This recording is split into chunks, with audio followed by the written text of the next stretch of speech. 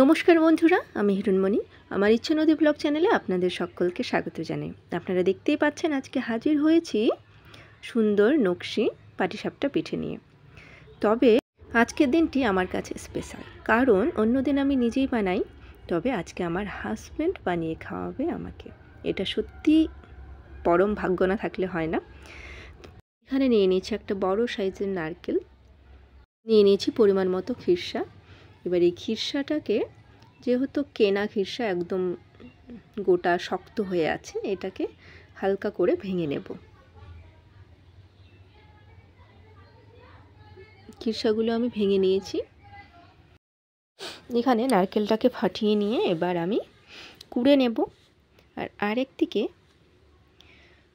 চাপিয়ে দিয়েছি দুধ গরম হচ্ছে। দুধ গরম হতে হতে আমার আরও কাজ আছে, সেই কাজগুলো আমি সেরে নেব। নিয়ে নিয়েছি একটা বড় সাইজের বিট। এখানে আমি ফুড কালার ইউজ করছি না, কারণ ফুড কালার আমাদের স্বাস্থ্যের পক্ষে ক্ষতিকারক। তাই এইভাবেই বিটটাকে গ্রেট করে নিয়ে এইভাবে বিটের যে রসটা থাকে সেটা একদম ভালোভাবে নিংড়ে নেব বা চিপে নেব এইভাবে। এই যে একটু যেন দানা না থাকে, হয়ে গেছে। এবার আমি এটাতে মেশাবো সামান্য একটু চালের গুঁড়ো আর সামান্য একটু গমের আটা। দুটো মিশিয়ে আমি যেইভাবে পাটিসাপটা করার জন্য ব্যাটারটা তৈরি করব, সেই সেমভাবেই ব্যাটারটা তৈরি করব, বেশি যেন ঘন না হয়।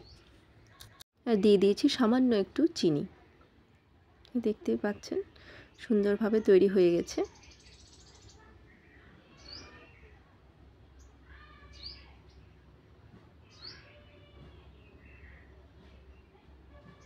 এবার আমি একটা ছোট জলের বোতল নিয়ে নিয়েছি আর বোতলের ঢাকনিটাতে একটা ছিদ্র করে নিয়েছি যেন সুন্দরভাবে এই ব্যাটারটা বেরায়। এবার ওই ব্যাটারটা সম্পূর্ণ ঢেলে দেব।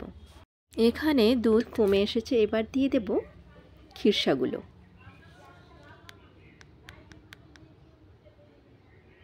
খিরসা আর নারকেল একসাথেই দিয়ে দিলাম, আলাদা আলাদাভাবে দিলেও হতো। একসাথে দিয়ে আমি ভালো করে নাড়াচাড়া করে নেব,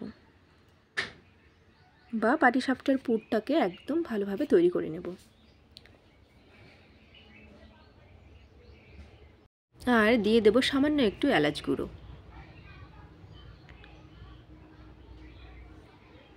সুন্দর সেন্ট বেরিয়ে এসছে। খিরসা প্রায় শেষের দিকে তৈরি হয়ে গেছে। এবার দিয়ে দেব খেজুরের গুড়।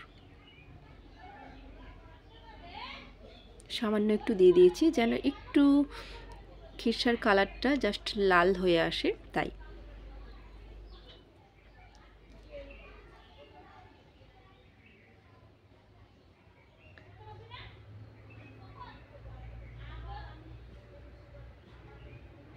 এইভাবে গুড়গুলোকে ভেঙে নেব আর নাড়াচাড়া করে নেব।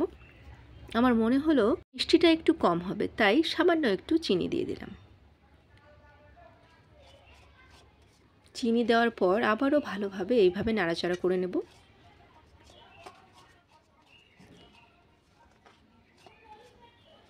আমার খিরসা প্রায় রেডি হয়ে গেছে, দেখতেই পাচ্ছেন।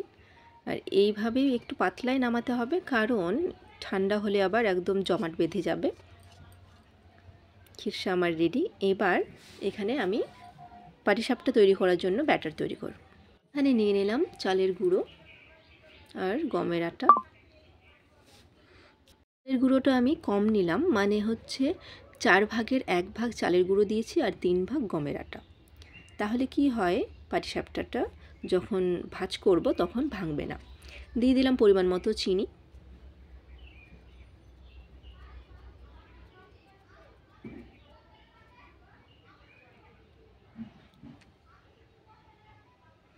দিয়ে দিলাম সামান্য একটু দুধ।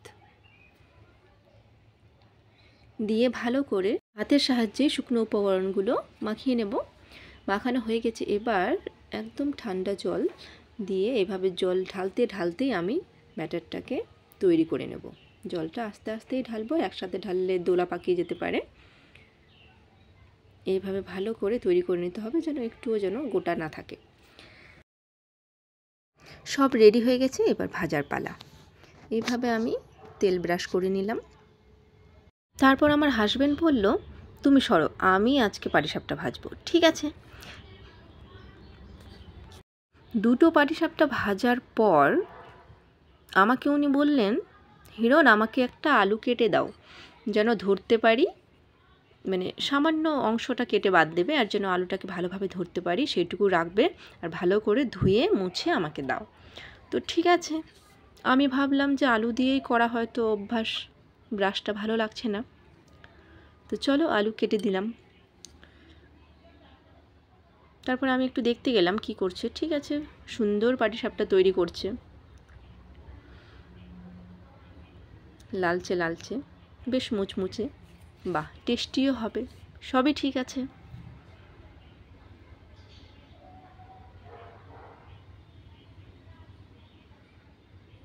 তারপর আমি খেয়াল করলাম যে মশাই আমার ব্রাশটাই পুড়িয়ে দিয়েছে, ওই জন্যই আমাকে বলছিল আলু কেটে দেওয়ার কথা। আমি তো আগে বুঝতে পারিনি, আমি ভাবছি আলু দিয়ে করলে হয়তো ভালো হচ্ছে, হয়তো অসুবিধা হচ্ছে ব্রাশ দিয়ে করতে। তারপর আমি বললাম, তুমি সরো, আমার ব্রাশ পুড়িয়ে দিয়েছে, এবার সরো, এবার আমি ভাজি। তারপর এই তো ভাজতে শুরু করলাম। আগে আমি প্রথমে ব্যাটারটা দিয়ে দিয়েছি, তারপর আমি যেটা বিট দিয়ে বা একটা কালারিং ব্যাটার করে রেখেছিলাম সেই কালারিং ব্যাটারটা চারিধার দিয়ে দিয়ে দিয়েছি। তারপর খিরসা দিয়ে এইভাবে উল্টে উল্টে সুন্দর করে সব পিঠেগুলোই ভেজে নিলাম।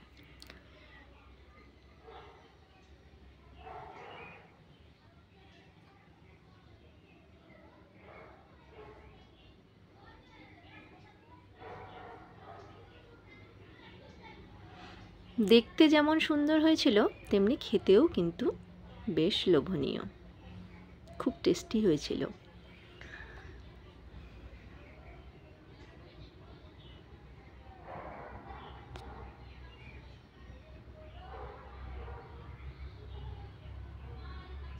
মানে এইভাবে ভাজ করব, খেয়াল রাখতে হবে নিচের দিকটা যেন একদম লেগে না থাকে, আর বেশি তাড়াহুড়ো করা যাবে না, আস্তে আস্তে এইভাবে নিচের দিকটা একদম উঠে যাবে, তখনই পাল্টে দিতে হবে, তাহলেই সুন্দর পাটিসাপটা হয়ে যাবে তৈরি।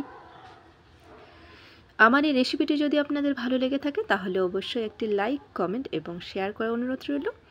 ভালো থাকবেন, সুস্থ থাকবেন, আবারও দেখা হবে নতুন কোনো ভিডিওতে। নমস্কার।